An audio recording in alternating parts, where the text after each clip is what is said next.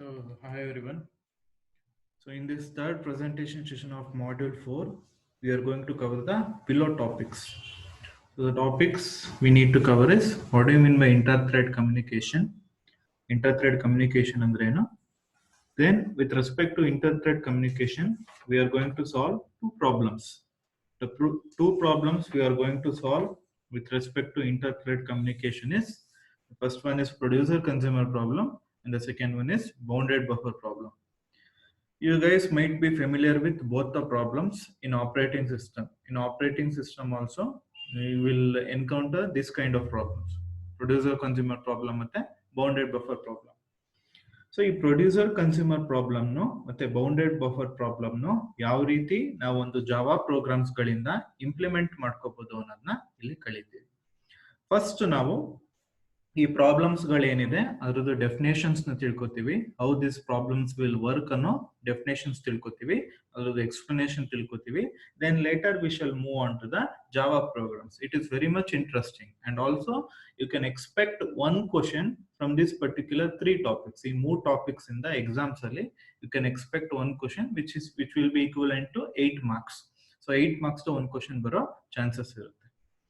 So first of all, what do you mean by inter-thread communication? Inter-thread, the name itself suggests that means inter-thread means between threads.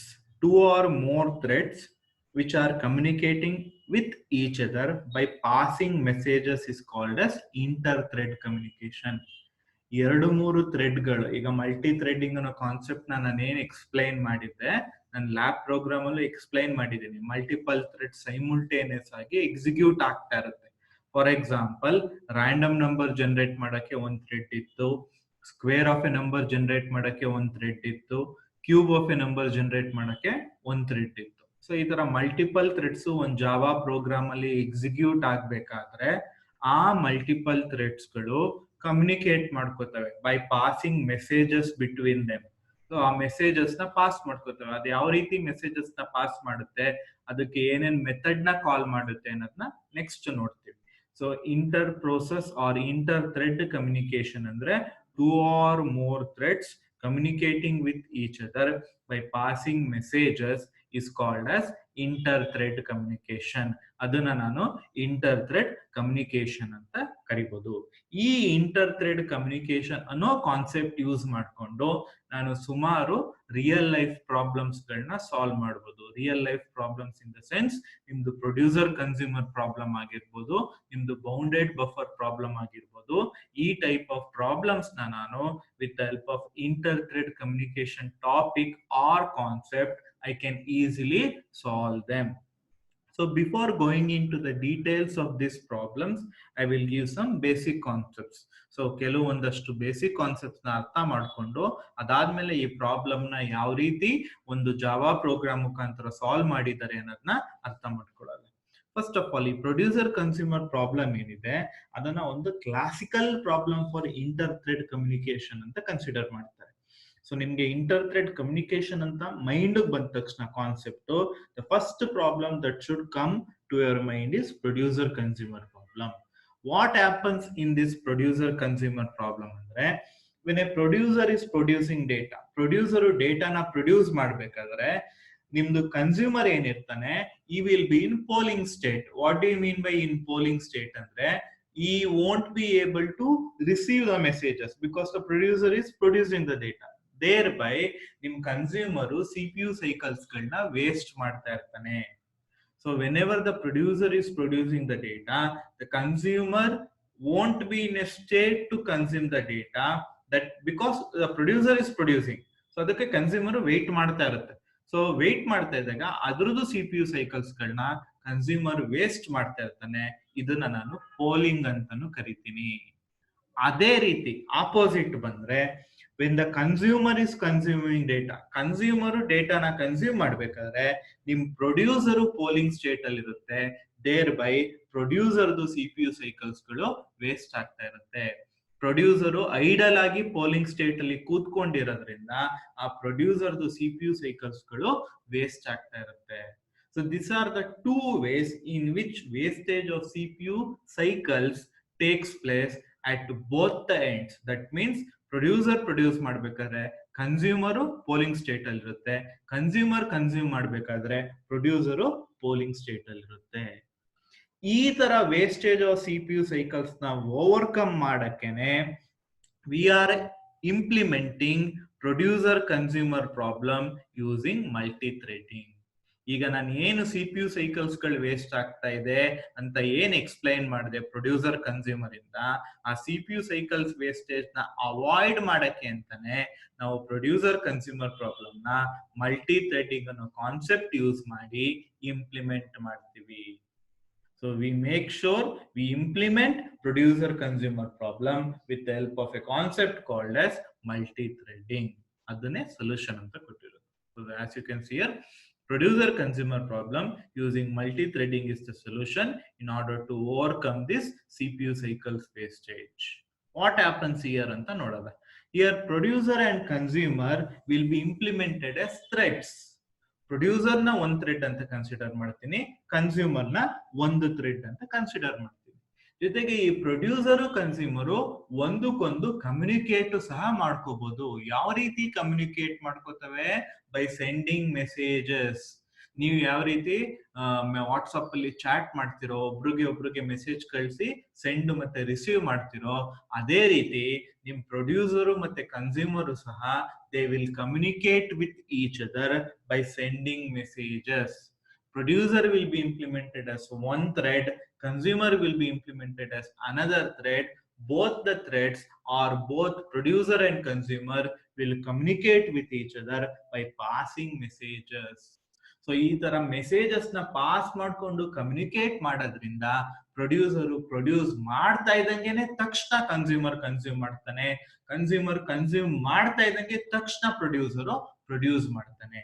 ಇದರಿಂದಾಗಿ previous ಅಲ್ಲಿ ನಿಮ್ದು CPU cycles ಏನ್ waste ಆಗ್ತಿತ್ತು, ಆ CPU cycles wastages ನ we can reduce to a greater extent. So this is how you can overcome the problems of producer consumer problem with the help of multi threading.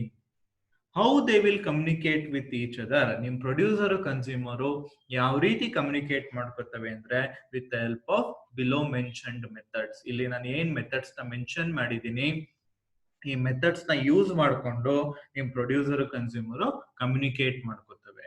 So the first method is wait method. Wait method ಏನಕ್ಕೆ ಅಂದ್ರೆ, ನಿಮ್ದು ಯಾವ್ದಾದ್ರು ಒಂದು thread runnable state ಇಂದ wait state ಗೆ ಕಳಿಸ್ಬೇಕು ಅಂದ್ರೆ ಆ ಥ್ರೆಡ್ ವೆಯ್ಟ್ ಕಾಲ್ ಮಾಡಿದ್ರೆ it will go from runnable to wait state.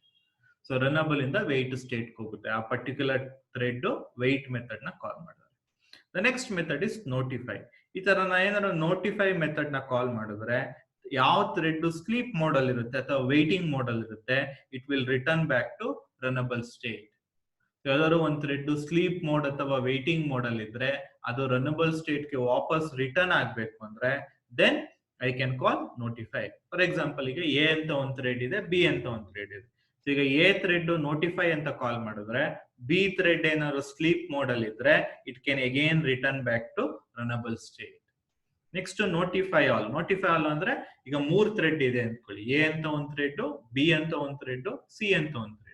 ಈಗ ಎ ಥ್ರೆಡ್ ಏನಾದ್ರು ನೋಟಿಫೈ ಆಲ್ ಅಂತ ಒಂದು ಮೆಥಡ್ ಕಾಲ್ ಮಾಡಿದ್ರೆ ಬಿ ಅಂಡ್ ಸಿ ಥ್ರೆಡ್ಸ್ ಏನಾದ್ರು ಸ್ಲೀಪ್ ಮೋಡ್ ಅಥವಾ ವೇಟಿಂಗ್ ಮೋಡ್ ಅಲ್ಲಿ ಇದ್ರೆ ಅವಾಗ B and C thread they will return back to runnable state. ಅದನ್ನ ನೋಟಿಫೈ ಆಲ್ ಮೆಥಡ್ ಮುಖಾಂತರ ಇಂಪ್ಲಿಮೆಂಟ್ ಮಾಡಬಹುದು. So this are the 3 major methods we shall use for the communication between threads. Wait ಏನ್ ಮಾಡುತ್ತೆ, it will make sure the thread goes from runnable to wait state or sleep state. Notify ಏನ್ ಮಾಡುತ್ತೆ, ಯಾವ thread sleep ಮಾಡಲ್ ಇರುತ್ತೆ ಆ thread it will return back to runnable state. Notify all ಏನ್ ಮಾಡುತ್ತೆ, ಯಾವೆಲ್ಲ ಥ್ರೆಡ್ಸ್ ಗಳು ಸ್ಲೀಪ್ ಅಥವಾ ಸಸ್ಪೆಂಡ್ ಸ್ಟೇಟ್ ಅಲ್ಲಿ ಇತ್ತು they will return back to runnable state. So this is some of the basic concepts. ಜೊತೆಗೆ ಕೆಲವೊಂದ್ಸಲ ಏನಾಗುತ್ತೆ, ಕೆಲವು ಸಿಚುಯೇಷನ್ಸ್ ಗಳಲ್ಲಿ ನೋಟಿಫೈ ಮತ್ತೆ ನೋಟಿಫೈ ಆಲ್ ನ ಕಾಲ್ ಮಾಡ್ಲಿಲ್ಲ ಅಂದ್ರೂ ಸಹ ಯಾವ ಥ್ರೆಡ್ ಗಳು ಸ್ಲೀಪ್ ಮೋಡ್ ಅಥವಾ ವೇಟಿಂಗ್ ಮೋಡ್ ಅಲ್ಲಿ ಇರುತ್ತೆ they will return back to runnable state. ನಾನು ಆಗ್ಲೇ ಹೇಳಿದೆ, ಈಗ ಸ್ಲೀಪ್ ಆಫ್ 1000 ಅಂತ ಕಾಲ್ ಮಾಡಿದಾಗ ಆ ಥ್ರೆಡ್ 1 ಸೆಕೆಂಡ್ ಅಥವಾ 1000 ಮಿಲಿ ಸೆಕೆಂಡ್ ಗೆ ಸ್ಲೀಪ್ ಮೋಡ್ ಹೋಗ್ತಾ ಇರುತ್ತೆ. ಆ 1000 millisecond ಕಂಪ್ಲೀಟ್ ಆದ್ಮೇಲೆ they will directly return back to runnable state. So ಅಲ್ಲಿ ನಾನು ನೋಟಿಫೈ ಅಥವಾ ನೋಟಿಫೈ ಆಲ್ ಮೆಥಡ್ ನ ಕಾಲ್ ಮಾಡಿ ಥ್ರೆಡ್ ನ ಸ್ಲೀಪ್ ಮೋಡ್ ಇಂದ ರನಬಲ್ ಮೋಡ್ ಗೆ ತರೋ ಅವಶ್ಯಕತೆ ಇರಲ್ಲ. So they will directly come back from sleeping mode or waiting mode to runnable mode once that 1 second gets completed. ಅಂತ ಸಿಚುಯೇಷನ್ ನ ಓವರ್ಕಮ್ ಮಾಡಕ್ಕೆ ನಾವು ಪ್ರಾಪರ್ ಕಂಡೀಷನ್ಸ್ ನ ಇಲ್ಲಿ ಪ್ರಾಪರ್ ಕಂಡೀಷನ್ಸ್ ಚೆಕ್ ನ ನನ್ನ ಪ್ರೋಗ್ರಾಮ್ ಅಲ್ಲಿ ಬರ್ಕೋತೀನಿ. ಅದ್ ಯಾವ ರೀತಿ ಅನ್ನೋದನ್ನ ನಿಮ್ ಜಾವಾ ಪ್ರೋಗ್ರಾಮ್ ತೋರಿಸಿದಾಗ ನೀಟಾಗೆ ಗೊತ್ತಾಗುತ್ತೆ.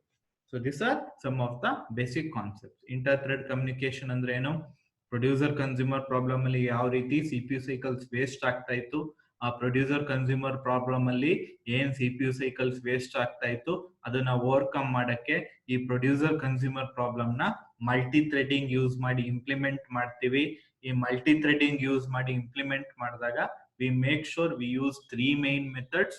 ಮೊದಲನೇದು ವೇಟ್ ಮೆಥಡ್ ಅಂತ ಕರೀತಾರೆ, second one notify method, and the third method is notify all ಅಂತ ಕರೀತಾರೆ. This are the 3 major methods. ಜೊತೆಗೆ ಕೆಲವೊಂದು ಸಿಚುಯೇಷನ್ಸ್ ಗಳಲ್ಲಿ ಥ್ರೆಡ್ ಗಳು ನೋಟಿಫೈ ಆಲ್ ಕಾಲ್ ಮಾಡ್ದೇನೆ they will return back from sleep or waiting state to runnable state. ಅದನ್ನ overcome ಮಾಡಕ್ಕೆ proper conditions check ನ ಯೂಸ್ ಮಾಡ್ತೀವಿ. ಸೊ ಈಗ ಆಕ್ಚುಯಲ್ ಪ್ರೋಸೆಸ್ ಯಾವ ರೀತಿಯ ಪ್ರೊಡ್ಯೂಸರ್ ಕನ್ಸ್ಯೂಮರ್ ಪ್ರಾಬ್ಲಮ್ ನ ಮಲ್ಟಿ ಥ್ರೆಡಿಂಗ್ ಯೂಸ್ ಮಾಡಿ ಇಂಪ್ಲಿಮೆಂಟ್ ಮಾಡ್ತೀವಿ ಅನ್ನೋದನ್ನ ಅಬ್ಸರ್ವ್ ಮಾಡ್ಕೊಂಡು ಹೋಗೋದ. We shall go through the steps. Some 2 steps ಇದೆ. ಆ ಸ್ಟೆಪ್ಸ್ ಆದ್ಮೇಲೆ ಯಾವ ರೀತಿ ಜಾವಾ ಪ್ರೋಗ್ರಾಮ್ ನ ಈ ಪ್ರೊಡ್ಯೂಸರ್ ಕನ್ಸ್ಯೂಮರ್ ಪ್ರಾಬ್ಲಮ್ ಗೆ ಯೂಸಿಂಗ್ ಮಲ್ಟಿ ಥ್ರೆಡಿಂಗ್ ಇಂಪ್ಲಿಮೆಂಟ್ ಮಾಡಿದ್ದಾರೆ ಅನ್ನೋದನ್ನ ಅಬ್ಸರ್ವ್ ಮಾಡೋದು. Very easy problem and very much interesting to learn. So ಅದು ಯಾವ ರೀತಿ ಅನ್ನೋದನ್ನ ಅಬ್ಸರ್ವ್ ಮಾಡೋದು. ಸ್ಟೆಪ್ 1 ಬಂದು ನಿಮ್ ಪ್ರೊಡ್ಯೂಸರ್ ಏನ್ ಪ್ರೊಡ್ಯೂಸ್ ಮಾಡುತ್ತೆ, as soon as it producer produce ಮಾಡಿದ ತಕ್ಷಣ it will call the notify method or it will send notify message to consumer. So ಈಗ ನಿಮ್ ಪ್ರೊಡ್ಯೂಸರ್ ಪ್ರೊಡ್ಯೂಸ್ ಮಾಡಿದ ತಕ್ಷಣ ಪ್ರೊಡ್ಯೂಸರ್ ನೋಟಿಫೈ ಮೆಥಡ್ ನ ಕಾಲ್ ಮಾಡುತ್ತೆ. So same time producer notify method ನ consumer ಗೆ ಕಾಲ್ ಮಾಡಿದ ತಕ್ಷಣ your producer will go to sleep mode. Step 1 ಏನು, ಪ್ರೊಡ್ಯೂಸರ್ ಪ್ರೊಡ್ಯೂಸ್ ಮಾಡಿದ ತಕ್ಷಣ ನೋಟಿಫೈ ಮೆಥಡ್ ನ ಕನ್ಸ್ಯೂಮರ್ ಗೆ ಕಾಲ್ ಮಾಡ್ತು. ಏನಂತ, ನಾನು ಪ್ರೊಡ್ಯೂಸ್ ಮಾಡಿದೀನಿ, ನೀನ್ ಇವಾಗ ಕನ್ಸ್ಯೂಮ್ ಮಾಡ್ಬೋದು ಅಂತ ಕಾಲ್ ಮಾಡುತ್ತೆ ನೋಟಿಫೈ ಮೆಥಡ್. ಸೇಮ್ ಟೈಮ್ ಅಲ್ಲಿ ನಿಮ್ ಪ್ರೊಡ್ಯೂಸರ್ ವೇಟಿಂಗ್ ಸ್ಟೇಟ್ ಹೋಗ್ಬಿಡುತ್ತೆ. ಬಿಕಾಸ್ ಅದು ಪ್ರೊಡ್ಯೂಸ್ ಮಾಡಿದ ತಕ್ಷಣ ಕನ್ಸ್ಯೂಮರ್ ಕನ್ಸ್ಯೂಮ್ ಮಾಡೋವರೆಗೂ ಪ್ರೊಡ್ಯೂಸರ್ ವೇಟಿಂಗ್ ಸ್ಟೇಟ್ ಅಲ್ಲಿ ಇರುತ್ತೆ. ಸ್ಟೆಪ್ 1 ಏನು, as soon as the producer producers it will send a notify call to consumer. And also the producer will go to waiting state. This is step 1. Step 2, consumer ಅಲ್ಲಿವರೆಗೂ sleep mode ಅಲ್ಲಿ ಇರುತ್ತೆ. ಎಲ್ಲಿವರೆಗೂ, producer notify ಕಳಿಸೋವರೆಗೂ. The consumer which will be in sleep mode, as soon as it receives notify message from producer ಇಂದ notify message ನ receive ಮಾಡಿದ ತಕ್ಷಣ then consumer will receive the message. Consumer sleep mode ಅಲ್ಲಿ ಇರೋದು, notify message ನ receive ಮಾಡಿದ ತಕ್ಷಣ the consumer will move from wait state to runnable state. ಈಗ ಕನ್ಸ್ಯೂಮರ್ ವೇಟಿಂಗ್ ಇಂದ ರನಬಲ್ ಸ್ಟೇಟ್ ಹೋಗಿ ಮೆಸೇಜ್ ನ ರಿಸೀವ್ ಮಾಡ್ಕೊಳ್ಳುತ್ತೆ. ಒನ್ಸ್ ಮೆಸೇಜ್ ನ ರಿಸೀವ್ ಮಾಡಾದ್ಮೇಲೆ your consumer will go to wait state, then again it will send a notify method to producer. ಈಗ consumer ಪ್ರೊಡ್ಯೂಸರ್ಗೆ notify method ಕಳಿಸುತ್ತೆ. ಏನಂತ, ನನ್ ಕನ್ಸ್ಯೂಮ್ ಮಾಡಾಯ್ತು ಅಂತ ನೋಟಿಫೈ ಮೆಥಡ್ ನ ಪ್ರೊಡ್ಯೂಸರ್ ಕಳಿಸ್ಬಿಟ್ಟು ಅದು ವೇಟಿಂಗ್ ಸ್ಟೇಟ್ ಹೋಗುತ್ತೆ. So this are the 2 major steps in this particular process. ಯಾವ್ದಾವ್ದು ಮೇಜರ್ ಸ್ಟೆಪ್ಸ್ ಅಂದ್ರೆ, ಮೊದಲನೇ ಸ್ಟೆಪ್ ಪ್ರೊಡ್ಯೂಸರ್ ಪ್ರೊಡ್ಯೂಸ್ ಮಾಡಿ ನೋಟಿಫೈ ಮಾಡುತ್ತೆ ಕನ್ಸ್ಯೂಮರ್ಗೆ, ನಾನು ಪ್ರೊಡ್ಯೂಸ್ ಮಾಡಿದೀನಿ ಅಂತ ನೋಟಿಫೈ ಮಾಡಿ ಅದು ವೇಟಿಂಗ್ ಮೋಡ್ಗೆ ಹೋಗುತ್ತೆ. ನೆಕ್ಸ್ಟ್ ಕನ್ಸ್ಯೂಮರ್ ಆ ನೋಟಿಫೈ ಮೆಸೇಜ್ ನ ರಿಸೀವ್ ಮಾಡಿದ ತಕ್ಷಣ ವೇಟಿಂಗ್ ಮೋಡ್ ಇಂದ ರನಬಲ್ ಮೋಡ್ ಬರುತ್ತೆ. ಮೆಸೇಜ್ ನ ರಿಸೀವ್ ಮಾಡ್ಕೊಳ್ಳುತ್ತೆ. ಪ್ರೊಡ್ಯೂಸರ್ ಏನ್ ಮೆಸೇಜ್ ಕಳಿಸಿರುತ್ತೆ ಆ ಮೆಸೇಜ್ ನ ಕನ್ಸ್ಯೂಮರ್ ರಿಸೀವ್ ಮಾಡುತ್ತೆ. ರಿಸೀವ್ ಆದ ತಕ್ಷಣ ಪ್ರೊಡ್ಯೂಸರ್ಗೆ ನೋಟಿಫೈ ಮಾಡಿ ಇನ್ಫಾರ್ಮ್ ಮಾಡುತ್ತೆ. ಇನ್ಫಾರ್ಮ್ ಮಾಡೋ ಟೈಮ್ ಅಲ್ಲಿ ಅದನ್ನು ಸಹ ವೇಟ್ ಮೋಡ್ಗೆ ಹೋಗ್ಬಿಡುತ್ತೆ ಕನ್ಸ್ಯೂಮರ್. ಸೊ ಇದನ್ನ ನಾವು ಯಾವ ರೀತಿ ಒಂದು ಜಾವಾ ಪ್ರೋಗ್ರಾಮ್ ಅಲ್ಲಿ ಇಂಪ್ಲಿಮೆಂಟ್ ಮಾಡ್ಕೊಂಡಿದೀವಿ ಅನ್ನೋದನ್ನ ಡೀಟೇಲ್ ಆಗಿ ಅಬ್ಸರ್ವ್ ಮಾಡೋಣ. ಸೊ ಈ ಪ್ರೊಡ್ಯೂಸರ್ ಕನ್ಸ್ಯೂಮರ್ ಪ್ರಾಬ್ಲಮ್ ನ ಇಂಪ್ಲಿಮೆಂಟ್ ಮಾಡಕ್ಕೆ ಟೋಟಲಿ ನಾವು 4 ಕ್ಲಾಸ್ ನ ಯೂಸ್ ಮಾಡ್ತಾ ಇದೀವಿ. ಮೊದಲನೇದು ಬಂದು ಮೈ ಕ್ಲಾಸ್ ಅಂತ, as you can see here ಮೊದಲನೇದು ಬಂದು ಮೈ ಕ್ಲಾಸ್ ಅಂತ. Second one producer class. Producer ನಾನು ಥ್ರೆಡ್ ಆಗಿ ಕನ್ವರ್ಟ್ ಮಾಡ್ತಾ ಇದ್ದೀನಿ. ಆಗ್ಲೇ ಹೇಳ್ದಂಗೆ ನಾವು ಪ್ರೊಡ್ಯೂಸರ್ ಕನ್ಸ್ಯೂಮರ್ ಪ್ರಾಬ್ಲಮ್ ನ ಇಂಪ್ಲಿಮೆಂಟ್ ಮಾಡೋದು ಮಲ್ಟಿ ಥ್ರೆಡ್ಡಿಂಗ್ ಕಾನ್ಸೆಪ್ಟ್ ಯೂಸ್ ಮಾಡಿ. ಸೊ ಪ್ರೊಡ್ಯೂಸರ್ ನ ಥ್ರೆಡ್ ಆಗಿ ಕನ್ವರ್ಟ್ ಮಾಡ್ತಾ ಇದ್ದೀನಿ. ನಾರ್ಮಲ್ ಕ್ಲಾಸ್ ಪ್ರೊಡ್ಯೂಸರ್ ಕ್ಲಾಸ್ ನ ಥ್ರೆಡ್ ಆಗಿ ಕನ್ವರ್ಟ್ ಮಾಡಕ್ಕೆ ಎಕ್ಸ್ಟೆಂಡ್ಸ್ ಥ್ರೆಡ್ ಬರೀಬೇಕು. ಸೊ ಅವಾಗ ಥ್ರೆಡ್ ಅಲ್ಲಿರೋ ಫೀಚರ್ಸ್ ನೆಲ್ಲ ಪ್ರೊಡ್ಯೂಸರ್ ಕ್ಲಾಸ್ ಇನ್ಹೆರಿಟ್ ಮಾಡ್ಕೊಂಡಿರುತ್ತೆ. ಅದೇ ರೀತಿ ಇನ್ನೊಂದು ಕನ್ಸ್ಯೂಮರ್ ಕ್ಲಾಸ್ ಕ್ರಿಯೇಟ್ ಮಾಡ್ಕೊತಾ ಇದ್ದೀನಿ, which is also becoming A thread. ಇದನ್ನು ಸಹ ಥ್ರೆಡ್ ಆಗಿ ಕನ್ವರ್ಟ್ ಮಾಡ್ತಾ ಇದ್ದೀನಿ. ಯಾವಾಗ ಎಕ್ಸ್ಟೆನ್ಸ್ ಥ್ರೆಡ್ ಬರೀತೀನಿ, ನಾರ್ಮಲ್ ಕ್ಲಾಸ್ ಆಗಿರುವಂತ ಕನ್ಸ್ಯೂಮರ್ ಕ್ಲಾಸ್ ಥ್ರೆಡ್ ಆಗಿ ಕನ್ವರ್ಟ್ ಆಗುತ್ತೆ. Apart from that main function ಇರುವಂತ ಒಂದು ಡೆಮೋ ಕ್ಲಾಸ್ ನ ಬರ್ಕೋತಾ ಇದ್ದೀನಿ. ಸೊ ಇದನ್ನ ಡೀಟೇಲ್ ಆಗಿ ಕಾನ್ಸಂಟ್ರೇಟ್ ಮಾಡಿ ಅರ್ಥ ಮಾಡ್ಕೊಂಡ್ರೆ ನೆಕ್ಸ್ಟ್ ನಿಮ್ ಬೌಂಡೆಡ್ ಬಫರ್ ಪ್ರಾಬ್ಲಮ್ ಏನ್ ಬರುತ್ತೆ ಅದು ಈಸಿಯಾಗಿ ಗೊತ್ತಾಗುತ್ತೆ. ಸೊ ಮೇನ್ ಫಂಕ್ಷನ್ ಇರುವಂತ ಒಂದು ಡೆಮೋ ಕ್ಲಾಸ್ ಬರ್ಕೋತಾ ಇದ್ದೀನಿ. ಸೊ ಟೋಟಲ್ ಆಗಿ ಐ ಆಮ್ ಯೂಸಿಂಗ್ 4 ಕ್ಲಾಸಸ್, 4 ಕ್ಲಾಸ್ಗಳನ್ನ ಯೂಸ್ ಮಾಡ್ಕೋತಾ ಇದ್ದೀನಿ. ಯಾವ್ದಾವ್ದು? ಒಂದು my class. So my class ಒಳಗೆ ಏನೇನಿದೆ ಅಂತ ಹೇಳ್ತೀನಿ ನೋಡಿ. ಮೈ ಕ್ಲಾಸ್ ಒಳಗೆ ಒಂದು ಗೆಟ್ ಮೆಥಡ್ ಇದೆ. Get method that means consumer producer produce ಮಾಡುವಂತ ಇನ್ಫಾರ್ಮೇಶನ್ ಫೆಚ್ ಮಾಡಕ್ಕೆ ಗೆಟ್ ಮೆಥಡ್ ಯೂಸ್ ಮಾಡ್ತೀನಿ. ಸೊ ಈ ಮೆಥಡ್ ನ ಕನ್ಸ್ಯೂಮರ್ ಯೂಸ್ ಮಾಡ್ತಾನೆ. ಕನ್ಸ್ಯೂಮರ್ ಕೆಲಸ ಏನು? ಪ್ರೊಡ್ಯೂಸರ್ ಪ್ರೊಡ್ಯೂಸ್ ಮಾಡಿರೋದನ್ನ ಫೆಚ್ ಮಾಡುತ್ತೆ ಈ ಗೆಟ್ ಮೆಥಡ್. ಪುಟ್ ಮೆಥಡ್ ಇದೆ. ಪುಟ್ ಆಬ್ವಿಯಸ್ಲಿ ಪ್ರೊಡ್ಯೂಸರ್ ಡೇಟಾನ ಪುಟ್ ಮಾಡುತ್ತೆ, ಪ್ರೊಡ್ಯೂಸ್ ಮಾಡುತ್ತೆ. ನಿಮ್ ಪ್ರೊಡ್ಯೂಸರ್ ಈ ಪರ್ಟಿಕ್ಯುಲರ್ ಮೆಥಡ್ ನ ಯೂಸ್ ಮಾಡುತ್ತೆ. ಸೊ ಮೈ ಕ್ಲಾಸ್ ಒಳಗೆ 2 ಮೆಥಡ್ ಇದೆ, ಒಂದು ಗೆಟ್, ಇನ್ನೊಂದು ಪುಟ್. ಸೊ ಅಲ್ಲೇ ಪ್ರೊಡ್ಯೂಸರ್ ಥ್ರೆಡ್ ಆಗಿ ಕನ್ವರ್ಟ್ ಆಗಿದೆ, ಕನ್ಸ್ಯೂಮರ್ ಥ್ರೆಡ್ ಆಗಿ ಕನ್ವರ್ಟ್ ಆಗಿದೆ. ಇದು ನಂದು ಮೇನ್ ಫಂಕ್ಷನ್ ಇರುವಂತ ಡೆಮೋ ಕ್ಲಾಸ್. ಓಕೆನಾ? ಈಗ ನಂದು ಎಕ್ಸಿಕ್ಯೂಷನ್ ನ ಇಲ್ಲಿಂದಾನೆ ಸ್ಟಾರ್ಟ್ ಮಾಡ್ಕೊಂಡು ಹೋಗ್ತೀನಿ. ಮೇನ್ ಫಂಕ್ಷನ್, ಬಿಕಾಸ್ ನಿಮ್ದು ಎಕ್ಸಿಕ್ಯೂಷನ್ ಯಾವಾಗ್ಲೂ ಒಂದು ಜಾವಾ ಪ್ರೋಗ್ರಾಮ್ ಆಗಿರ್ಲಿ ಅಥವಾ ಯಾವುದೇ ಪ್ರೋಗ್ರಾಮ್ ಎಕ್ಸಿಕ್ಯೂಟ್ ಮಾಡ್ಬೇಕಾಗಿದ್ರು always your execution will start from main function. ಯಾವಾಗ್ಲೂ ಎಕ್ಸಿಕ್ಯೂಷನ್ ನಿಮ್ದು ಮೇನ್ ಫಂಕ್ಷನ್ ಇಂದಾನೆ ಸ್ಟಾರ್ಟ್ ಆಗೋದು. ಸೊ ಫಸ್ಟ್ ಈ ಮೈ ಕ್ಲಾಸ್ ಅಂತ ಏನಿದೆ, ಆ ಮೈ ಕ್ಲಾಸ್ಗೆ ನಾನೊಂದು ಆಬ್ಜೆಕ್ಟ್ ನ ಕ್ರಿಯೇಟ್ ಮಾಡ್ಕೋತಾ ಇದ್ದೀನಿ. As you can see here, ಈ ಮೈ ಕ್ಲಾಸ್ ಅಂತ ಏನಿತ್ತು, ಈ ಮೈ ಕ್ಲಾಸ್ಗೆ ನಾನೊಂದು ಆಬ್ಜೆಕ್ಟ್ ನ ಕ್ರಿಯೇಟ್ ಮಾಡ್ಕೋತಾ ಇದ್ದೀನಿ. ಜಾವಾದಲ್ಲಿ ಆಬ್ಜೆಕ್ಟ್ ನ ಕ್ರಿಯೇಟ್ ಮಾಡ್ಕೋಬೇಕು ಅಂದ್ರೆ ನ್ಯೂ ಆಪರೇಟರ್ ಯೂಸ್ ಮಾಡಬೇಕು. ರನ್ ಟೈಮ್ ಅಲ್ಲಿ ಈ ಆಬ್ಜೆಕ್ಟ್ ಗೆ ಮೆಮೊರಿ ಅಲೋಕೇಟ್ ಆಗುತ್ತೆ. ಸರಿನಾ? ನೆಕ್ಸ್ಟ್ ನಾನು ಪ್ರೊಡ್ಯೂಸರ್ ಕ್ಲಾಸ್ ಏನ್ ಕ್ರಿಯೇಟ್ ಮಾಡಿದೀನಿ, ಆ ಪ್ರೊಡ್ಯೂಸರ್ ಕ್ಲಾಸ್ಗೂ ಸಹ ಒಂದು ಆಬ್ಜೆಕ್ಟ್ ನ ಕ್ರಿಯೇಟ್ ಮಾಡ್ಕೋತಾ ಇದ್ದೀನಿ. ಯಾವಾಗ ಒಂದು ಕ್ಲಾಸ್ಗೆ ಒಂದು ಆಬ್ಜೆಕ್ಟ್ ನ ಕ್ರಿಯೇಟ್ ಮಾಡ್ತೀರಾ ಅವಾಗ ಆ ಕ್ಲಾಸ್ ಕನ್ಸ್ಟ್ರಕ್ಟರ್ ಕಾಲ್ ಆಗುತ್ತೆ. ನಾನು ಕನ್ಸ್ಟ್ರಕ್ಟರ್ ಗೆ ಪ್ಯಾರಾಮೀಟರ್ ಆಗಿ ಮೈ ಕ್ಲಾಸ್ ಆಬ್ಜೆಕ್ಟ್ ನ ಪ್ಯಾರಾಮೀಟರ್ ಆಗಿ ಕಳಿಸ್ತಾ ಇದ್ದೀನಿ. ಯಾವ್ದ್ರದ್ದು ಆಬ್ಜೆಕ್ಟ್? ಮೈ ಕ್ಲಾಸ್ ಆಬ್ಜೆಕ್ಟ್ ನ ಪ್ಯಾರಾಮೀಟರ್ ಆಗಿ ಕಳಿಸ್ತಾ ಇದ್ದೀನಿ. ಸೊ ಈಗ ಕನ್ಸ್ಟ್ರಕ್ಟರ್ ಕಾಲ್ ಆಗುತ್ತೆ, ಪ್ರೊಡ್ಯೂಸರ್ ಕ್ಲಾಸ್ ಕನ್ಸ್ಟ್ರಕ್ಟರ್ ಕಾಲ್ ಆಗುತ್ತೆ. ಸೊ ಇಲ್ಲಿ ನಾನು ಏನ್ ಮಾಡ್ತಾ ಇದ್ದೀನಿ ನೋಡ್ಕೊಳ್ಳಿ. ಈ ಮೈ ಕ್ಲಾಸ್ ಏನಿತ್ತು, ಇಲ್ಲಿ ಮೈ ಕ್ಲಾಸ್ ಇದೆಯಲ್ಲ, ಮೈ ಕ್ಲಾಸ್ ಒಳಗೆ ಗೆಟ್ ಮೆಥಡ್ ಮತ್ತೆ ಪುಟ್ ಮೆಥಡ್ ಇದೆ. ಈ ಮೈ ಕ್ಲಾಸ್ಗೆ TH1 ಅಂತ ಒಂದು ರೆಫರೆನ್ಸ್ ಕ್ರಿಯೇಟ್ ಮಾಡ್ಕೋತಾ ಇದ್ದೀನಿ. TH1 ಅಂತ ಒಂದು ರೆಫರೆನ್ಸ್. ಸೊ ಇಯರ್ TH1 ಏನಿದೆ, it is just A reference of my class. Because ನಾನು ಇಲ್ಲಿ ನ್ಯೂ ಆಪರೇಟರ್ ಯೂಸ್ ಮಾಡಿಲ್ಲ, ಅದಕ್ಕೆ TH1 ಬರೀ ರೆಫರೆನ್ಸ್. ಯಾವಾಗ ಈ ಪ್ರೊಡ್ಯೂಸರ್ ಕ್ಲಾಸ್ಗೆ ಒಂದು ಆಬ್ಜೆಕ್ಟ್ ನ ಕ್ರಿಯೇಟ್ ಮಾಡ್ತೀರಾ, ಪ್ರೊಡ್ಯೂಸರ್ ಕ್ಲಾಸ್ ಕನ್ಸ್ಟ್ರಕ್ಟರ್ ಕಾಲ್ ಆಗುತ್ತೆ. ಕನ್ಸ್ಟ್ರಕ್ಟರ್ ಅಲ್ಲಿ ಮೈ ಕ್ಲಾಸ್ ಆಬ್ಜೆಕ್ಟ್ ನ ಕಳಿಸ್ತಾ ಇದ್ದೀನಿ. ಸೊ ಈ OB ಬಂದು ಇಲ್ಲಿಗೆ ಬಂದು ಅಸೈನ್ ಆಗುತ್ತೆ. ಕನ್ಸ್ಟ್ರಕ್ಟರ್ ಇದು same name yes that of class ಇದೆ. ಸೊ OB ಏನಿದೆ ಮೈ ಕ್ಲಾಸ್ ಆಬ್ಜೆಕ್ಟ್, ಅದು ಟಿಗೆ ಬಂದು ಕೂತ್ಕೊಳ್ಳುತ್ತೆ. ಸೊ ಟಿಗೆ ಬಂದು ಕೂತ್ಕೊಂಡ್ಮೇಲೆ ಆ ಟಿ ನ TH1 ಗೆ ಅಸೈನ್ ಮಾಡ್ತಾ ಇದ್ದೀನಿ. ಸೊ TH1 ಇಲ್ಲಿವರೆಗೂ ಮೈ ಕ್ಲಾಸ್ ರೆಫರೆನ್ಸ್ ಆಗಿರುತ್ತೆ. ಯಾವಾಗ ಟಿ ನ TH1 ಗೆ ಅಸೈನ್ ಮಾಡ್ತೀನಿ, TH1 ಸಹ ಮೈ ಕ್ಲಾಸ್ ಆಬ್ಜೆಕ್ಟ್ ಆಗುತ್ತೆ. So TH1 is also my class object. ಈಗ TH1 ಮೈ ಕ್ಲಾಸ್ ಆಬ್ಜೆಕ್ಟ್ ಆಯ್ತು. ಸರಿನಾ? ಸೊ ಅದಾದ್ಮೇಲೆ ಏನ್ ಮಾಡ್ತೀನಿ, ಈ ಪ್ರೊಡ್ಯೂಸರ್ ಥ್ರೆಡ್ ಏನಿದೆ ಅದನ್ನ ಸ್ಟಾರ್ಟ್ ಮಾಡ್ತೀನಿ. T1 ಡಾಟ್ ಸ್ಟಾರ್ಟ್ ಅಂತ ಮಾಡ್ತಾ ಇದೀನಿ. ಈಗ ಸೊ ಪ್ರೊಡ್ಯೂಸರ್ ಥ್ರೆಡ್ ಸ್ಟಾರ್ಟ್ ಆಯ್ತು.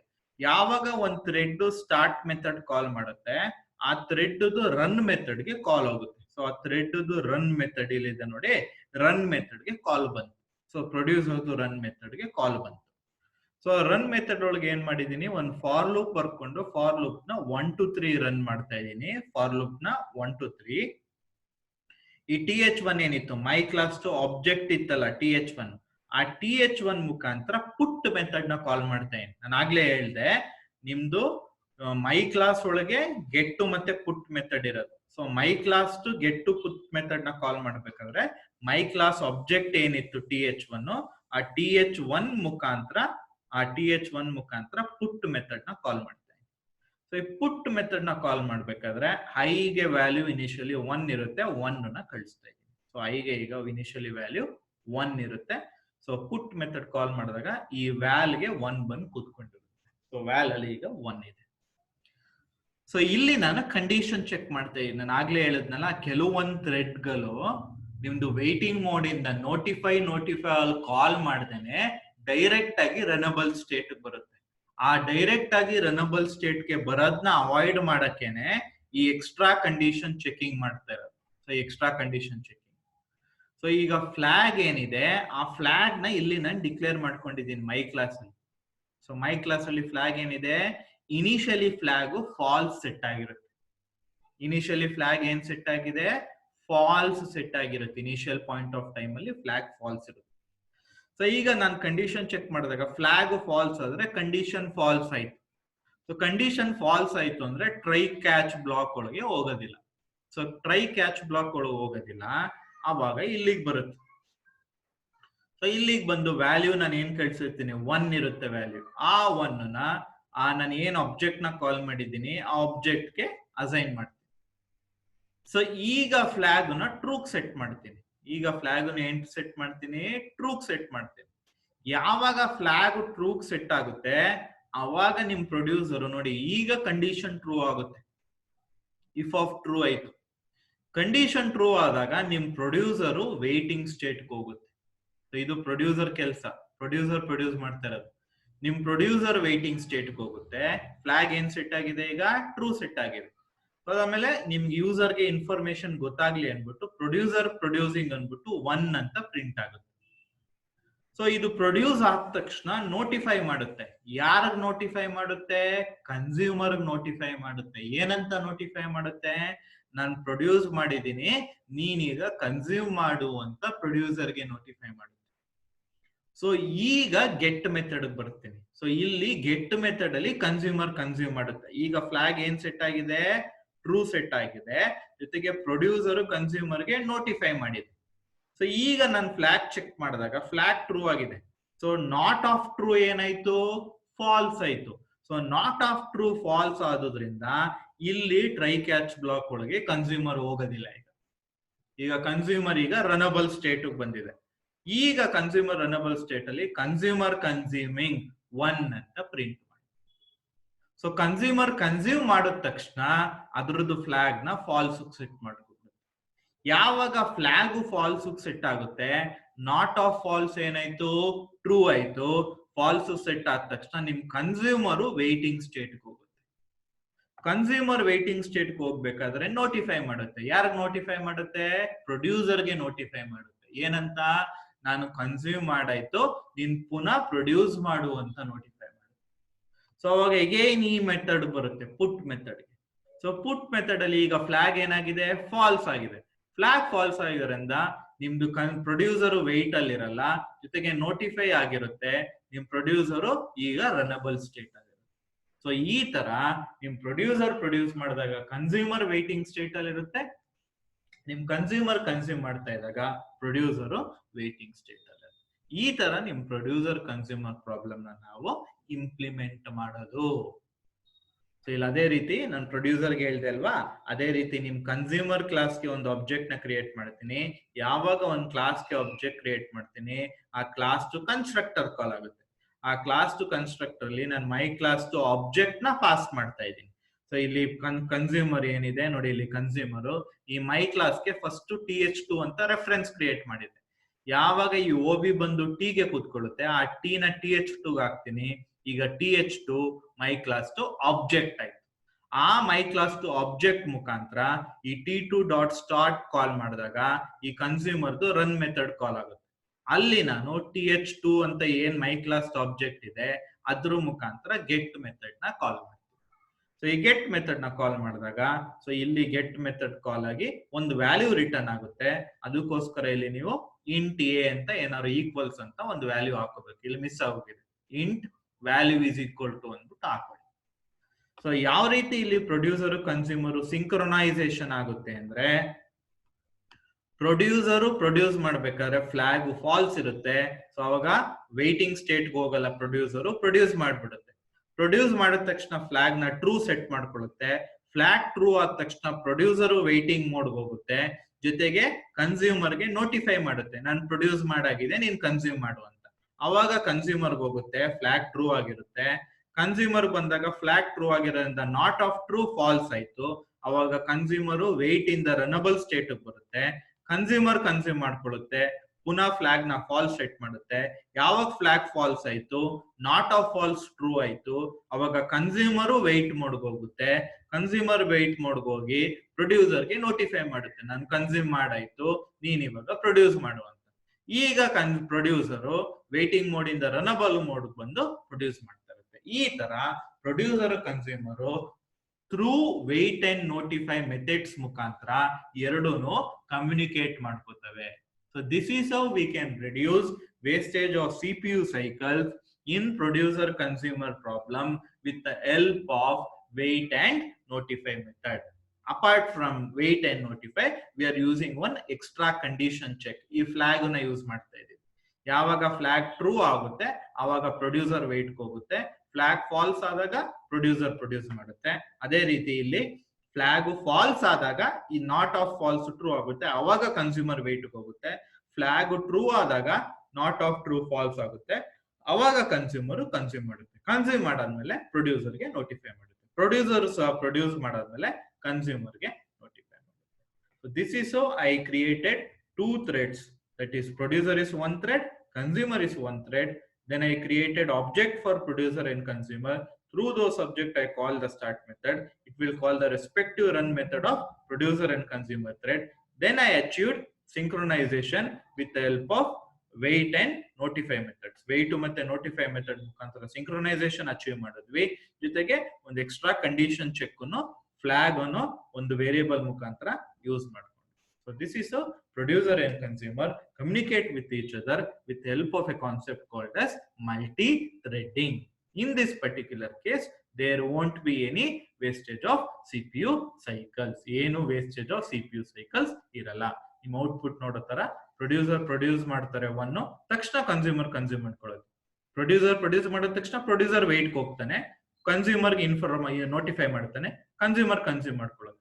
ಕನ್ಸ್ಯೂಮರ್ ಕನ್ಸ್ಯೂಮ್ ಮಾಡಿದ ತಕ್ಷಣ ಕನ್ಸ್ಯೂಮರ್ ವೇಟ್ ಹೋಗ್ತಾನೆ, ಪ್ರೊಡ್ಯೂಸರ್ಗೆ ಇನ್ಫಾರ್ಮ್ ಮಾಡ್ತಾನೆ, ಪ್ರೊಡ್ಯೂಸರ್ ಪುನಃ ಪ್ರೊಡ್ಯೂಸ್ ಮಾಡುತ್ತೆ, ಪುನಃ ಕನ್ಸ್ಯೂಮರ್ ಕನ್ಸ್ಯೂಮ್ ಮಾಡುತ್ತೆ, ಪುನಃ ಪ್ರೊಡ್ಯೂಸರ್ ಪ್ರೊಡ್ಯೂಸ್ ಮಾಡುತ್ತೆ, ಕನ್ಸ್ಯೂಮರ್ ಕನ್ಸ್ಯೂಮ್ ಮಾಡ್ತಾನೆ. So this is the output for the above program. So this is how you can implement producer consumer problem using multi-threading. Now we shall look into another problem in which the two threads communicate with each other. That particular problem is called as bounded buffer problem. ಇದನ್ನು same as producer consumer problem, but ಇಲ್ಲಿ ಒಂದು data structure ನ use ಮಾಡ್ತೀನಿ. ಆ data structure ನ Q ಅಂತ ಕರೀತಾರೆ. So ಆ data structure queue, that means producer ಕ್ಯೂಗೆ ಡೇಟಾನ ಹಾಕ್ತಾ ಇರ್ತಾನೆ, ಕನ್ಸ್ಯೂಮರ್ ಕ್ಯೂ ಇಂದ ಡೇಟಾನ ತಕೋತಾ ಇರ್ತಾನೆ. ಸೊ ಆಕ್ಚುಲ್ ಆಗಿ ಏನಾಗುತ್ತೆ ಅಂದ್ರೆ there will be buffer of n slots. There will be buffer of n slots. ಪ್ರತಿ ಒಂದು ಸ್ಲಾಟ್ ಅಲ್ಲೂ 1 ಯೂನಿಟ್ ಆಫ್ ಡೇಟಾನ ನಾನು ಹೋಲ್ಡ್ ಮಾಡ್ಬೋದು. Each slot will contain 1 unit of data. As soon as the producer produces data to the slot, a particular slot ke producer data na produce ಮಾಡಿದ ತಕ್ಷಣ it will be consumed by the consumer. Producer, as soon as it produces data to the slot, it will be consumed by the consumer. ಈ buffer ಅಂತ ಏನ್ ಹೇಳ್ತಾ ಇದೀನಿ, ಈ buffer ನ Q ಅನ್ನೋ ಡೇಟಾ ಸ್ಟ್ರಕ್ಚರ್ ಯೂಸ್ ಮಾಡಿ ಇಂಪ್ಲಿಮೆಂಟ್ ಮಾಡ್ತೀನಿ. ಪ್ರತಿಯೊಂದು ಪೊಸಿಷನ್ ಏನಿರುತ್ತೆ ಒಂದು ಕ್ಯೂ ಅಲ್ಲಿ, ಅದನ್ನ ನಾನು ಒಂದು ಸ್ಲಾಟ್ ಅಂತ ಕರಿಬಹುದು. ಸೊ ನಿಮ್ ಪ್ರೊಡ್ಯೂಸರ್ ಕ್ಯೂ ಅಲ್ಲಿ ಇರುವಂತ ಒಂದು ಪೊಸಿಷನ್ ಗೆ ಡೇಟಾನ ಹಾಕ್ತಾ ಇರುವಂಗೆ, ನಿಮ್ ಪ್ರೊಡ್ಯೂಸರ್ ಆ ಕ್ಯೂ ಅಲ್ಲಿ ಇರುವಂತ ಡೇಟಾನ ಕನ್ಸ್ಯೂಮ್ ಮಾಡ್ಕೋಬಹುದು. ಕನ್ಸ್ಯೂಮರ್ ಕನ್ಸ್ಯೂಮ್ ಮಾಡಿದ ತಕ್ಷಣ ಅಗೇನ್ ಪ್ರೊಡ್ಯೂಸರ್ ಪ್ರೊಡ್ಯೂಸ್ ಮಾಡ್ತಾನೆ, ಪ್ರೊಡ್ಯೂಸರ್ ಪ್ರೊಡ್ಯೂಸ್ ಮಾಡಿದ ತಕ್ಷಣ ಕನ್ಸ್ಯೂಮರ್ ಕನ್ಸ್ಯೂಮ್ ಮಾಡ್ತಾನೆ. ಸೊ ಈ ತರ ನಾನು ಬೌಂಡೆಡ್ ಬಫರ್ ಪ್ರಾಬ್ಲಮ್ ನ with the help of a data structure called as queue implement ಮಾಡ್ಕೋತೀನಿ. ಇದನ್ನ ಯಾವ ರೀತಿ ಒಂದು ಜಾವಾ ಪ್ರೋಗ್ರಾಮ್ ಅಲ್ಲಿ ಇಂಪ್ಲಿಮೆಂಟ್ ಮಾಡ್ಕೋಬಹುದು ಅನ್ನೋದನ್ನ ನೆಕ್ಸ್ಟ್ ಈಗ ಅಬ್ಸರ್ವ್ ಮಾಡೋಣ. ಸೊ ಇಲ್ಲೂ ಸಹ I am using 4 classes. So ಇಲ್ಲಿ ನಾನು 4 ಕ್ಲಾಸಸ್ ನ ಯೂಸ್ ಮಾಡ್ತೇನೆ. ಪ್ರೀವಿಯಸ್ ಪ್ರೋಗ್ರಾಮ್ ಏನಿತ್ತು ಅದೇ ಫ್ಲೋ ಅಲ್ಲಿ ಈ ಪ್ರೋಗ್ರಾಮ್ ಮೂವ್ ಆಗುತ್ತೆ. ಬಟ್ ಸ್ವಲ್ಪ ಮೈನರ್ ಚೇಂಜಸ್ ಇದೆ ಬಿಕಾಸ್ ಕ್ಯೂ ಅನ್ನೋ ಡೇಟಾ ಸ್ಟ್ರಕ್ಚರ್ ನ ಯೂಸ್ ಮಾಡ್ತಿರೋದ್ರಿಂದ ಸ್ವಲ್ಪ ಮೈನರ್ ಚೇಂಜ್. ಕ್ಯೂದು ಸೈಜ್ ಏನು, ಕ್ಯೂಗೆ ಕೆಲವು ಪಾಯಿಂಟರ್ಸ್ ಯೂಸ್ ಮಾಡ್ತಿರಲ್ವಾ, ಆ ಪಾಯಿಂಟರ್ಸ್ ಎಲ್ಲ ಕೆಲವೊಂದು ಎಕ್ಸ್ಪ್ಲನೇಷನ್ ಕೊಡ್ಬೇಕಾಗುತ್ತೆ. ಸೊ 4 ಕ್ಲಾಸಸ್ ಯಾವ್ದಾವ್ದು ಯೂಸ್ ಮಾಡ್ತಾ ಇದ್ದೀನಿ ಅಂದ್ರೆ, ಬಫರ್ ಅಂತ ಒಂದು ಕ್ಲಾಸ್, ಆ ಕ್ಲಾಸ್ ಒಳಗೆ ಕ್ಯೂ 2 ಮೆಥಡ್ ಇದೆ, ಇನ್ಸರ್ಟ್ ಅಂತ ಒಂದು ಮೆಥಡ್ ಇದೆ, ಡಿಲೀಟ್ ಅಂತ ಒಂದು ಮೆಥಡ್ ಇದೆ. ಸೊ ಪ್ರೊಡ್ಯೂಸರು ಇನ್ಸರ್ಟ್ ಮಾಡ್ಬೇಕಾದ್ರೆ ಈ ಪರ್ಟಿಕ್ಯುಲರ್ ಮೆಥಡ್ ನ ಯೂಸ್ ಮಾಡುತ್ತೆ. ಕನ್ಸ್ಯೂಮರು ಡೇಟಾನ ಕನ್ಸ್ಯೂಮ್ ಮಾಡ್ಬೇಕಾದ್ರೆ ಈ ಡಿಲೀಟ್ ಮೆಥಡ್, ಕ್ಯೂ ಇಂದ ಡೇಟಾನ ಡಿಲೀಟ್ ಮಾಡಕ್ಕೆ ಈ ಮೆಥಡ್ ಯೂಸ್ ಮಾಡುತ್ತೆ. ಸೊ ಬಫರ್ ಕ್ಲಾಸ್ ಒಳಗೆ ದೇರ್ ಆರ್ 2 ಮೆಥಡ್ಸ್, ಇನ್ಸರ್ಟ್ ಅಂತ ಒಂದು ಮೆಥಡ್, ಡಿಲೀಟ್ ಅಂತ ಒಂದು ಮೆಥಡ್. ಸೊ ನೆಕ್ಸ್ಟ್ ಒಂದು ಪ್ರೊಡ್ಯೂಸರ್ ಕ್ಲಾಸ್ ಇದ್ದೀನಿ, ಕ್ರಿಯೇಟ್ ಮಾಡ್ತಾ ಇದೀನಿ. ಈ ಪ್ರೊಡ್ಯೂಸರ್ ನ ಥ್ರೆಡ್ ಆಗಿ ಕನ್ವರ್ಟ್ ಮಾಡ್ಕೊತಾ ಇದ್ದೀನಿ ಬಿಕಾಸ್ ನಿಮ್ ಪ್ರೊಡ್ಯೂಸರ್ ಕನ್ಸ್ಯೂಮರ್ ಕಮ್ಯುನಿಕೇಟ್ ಮಾಡಬೇಕು. ಸೊ ನಿಮ್ ಪ್ರೊಡ್ಯೂಸರ್ ಕನ್ಸ್ಯೂಮರ್ ಕಮ್ಯುನಿಕೇಟ್ ಮಾಡಬೇಕು ಅಂದ್ರೆ ಫಸ್ಟ್ ಅವುಗಳನ್ನ ಥ್ರೆಡ್ ಆಗಿ ಕನ್ವರ್ಟ್ ಮಾಡಬೇಕು. ಯಾವಾಗ ಅವುಗಳನ್ನ ಥ್ರೆಡ್ ಆಗಿ ಕನ್ವರ್ಟ್ ಮಾಡ್ಕೋತೀನಿ, then they can easily communicate with each other with the help of wait and notify or notify all methods. ಈ ಮೆಥಡ್ಸ್ ಗಳನ್ನ ಯೂಸ್ ಮಾಡಿ ಕಮ್ಯುನಿಕೇಟ್ ಮಾಡ್ಕೋಬಹುದು. ಅದೇ ರೀತಿ ಕನ್ಸ್ಯೂಮರ್ ಅಂತ ಒಂದು ಕ್ಲಾಸ್ ನ ಕ್ರಿಯೇಟ್ ಮಾಡ್ಕೋತಾ ಇದ್ದೀನಿ. ಈ ಕನ್ಸ್ಯೂಮರ್ ಕ್ಲಾಸ್ ನ ಥ್ರೆಡ್ ಕ್ಲಾಸ್ ಆಗಿ ಕನ್ವರ್ಟ್ ಮಾಡ್ಕೋತಾ ಇದ್ದೀನಿ. As you can see here, ಇದನ್ನ ಥ್ರೆಡ್ ಕ್ಲಾಸ್ ಆಗಿ ಕನ್ವರ್ಟ್ ಮಾಡ್ಕೋತಾ ಇದ್ದೀನಿ. ನೆಕ್ಸ್ಟ್ ಒಂದು ಮೇನ್ ಫಂಕ್ಷನ್ ಇರುವಂತ ಒಂದು ಕ್ಲಾಸ್ ನ ಕ್ರಿಯೇಟ್ ಮಾಡ್ಕೋತಾ ಇದ್ದೀನಿ. ಸೊ ಆ ಕ್ಲಾಸ್ಗೆ ಡೆಮೋ ಅಂತ ನೇಮ್ ಕೊಡ್ತಾ ಇದ್ದೀನಿ. ಸೊ ಇದು ಮೇನ್ ಫಂಕ್ಷನ್ ಇರುವಂತ ಕ್ಲಾಸ್. ಈಗ ಫ್ಲೋ ಯಾವ ರೀತಿ ವರ್ಕ್ ಆಗುತ್ತೆ ಅಂತ ಮೇನ್ ಫಂಕ್ಷನ್ ಇಂದಾನೆ ಫ್ಲೋ ನ ನೋಡ್ಕೊಂಡು ಹೋಗೋದು. ಓಕೆನಾ? ಸೊ ಫಸ್ಟ್ ಬಫರ್ ಕ್ಲಾಸ್ ಏನಿದೆ, ಆ ಬಫರ್ ಕ್ಲಾಸ್ಗೆ ಒಂದು ಆಬ್ಜೆಕ್ಟ್ ನ ಕ್ರಿಯೇಟ್ ಮಾಡ್ಕೋತಾ ಇದ್ದೀನಿ. ಯಾವಾಗ ಒಂದು ಕ್ಲಾಸ್ಗೆ ಆಬ್ಜೆಕ್ಟ್ ನ ಕ್ರಿಯೇಟ್ ಮಾಡ್ಕೋತೀರಾ, it will call the constructor of this particular class.